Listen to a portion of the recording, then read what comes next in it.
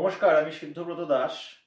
ভারতবর্ষে 2014 সাল থেকে তো অঘোষিত এমার্জেন্সি চলছেই, কিন্তু আমাদের পশ্চিমবঙ্গে 2021 সাল থেকে অঘোষিত রাষ্ট্রপতি শাসন চলছে।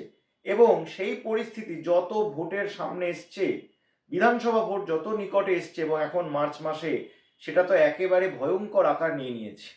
21 সালে বিজেপি জিততে না পেরে একটা জিনিস স্পষ্ট বুঝে গেছে যে গণতান্ত্রিক প্রক্রিয়ায় সহজ পথে মানুষের আদেশ নিয়ে মানুষের আশীর্বাদে তারা কোনোদিনও সরকারে আসতে পারবে না। তারপর তারা কি করেছে? তারা এই গণতান্ত্রিক প্রক্রিয়া সামনের দরজা দিয়ে ঢুকতে না পেরে তারা পেছনের দরজা দিয়ে কিভাবে ক্ষমতা দখল করা যায় সেইটার চেষ্টা করেছে। প্রথমে ইকোনমিক ব্লকেট, টাকা পয়সা বন্ধ করে দাও, সব সুযোগ সুবিধা বন্ধ করে দাও, চারদিক দিয়ে ঘিরে দাও, আমাদের জিএসটির টাকা, বাড়ির টাকা, 100 দিনের টাকা, রাস্তার টাকা সব বন্ধ করে দাও।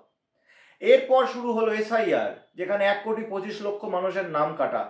নাম কেটে দাও, মানুষকে তার ভোটাধিকার কেড়ে নাও, মানুষকে বন্দুকের নলে ঠেকিয়ে ক্ষমতা দখল করো। এখন ভোট প্রক্রিয়া শুরু হয়ে গেছে। ইলেকশন কমিশনকে ব্যবহার করে কার্যত একটা রাষ্ট্রপতি শাসনের পরিস্থিতি তৈরি করা হয়েছে। সরকারকে কোনোভাবে কাজ করতে দেওয়া হবে না। আপনারা দেখেছেন অতীতের রাজ্যপালকে ব্যবহার করে কিভাবে গণতান্ত্রিকভাবে একটি নির্বাচিত সরকারকে কাজ করতে দেবে না এই মনোভাব দেখিয়েছে বিজেপি।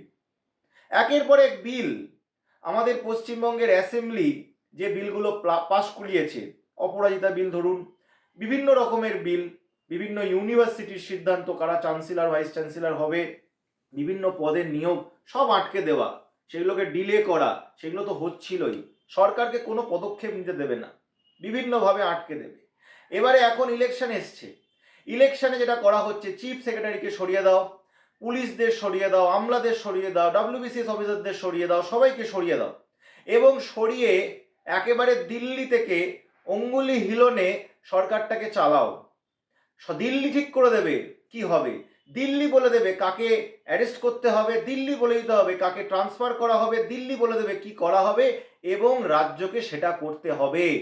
এই যে 10 কোটির বাংলা, এতগুলো মানুষ যে ভোট দিয়েছে, কেন দিয়েছে?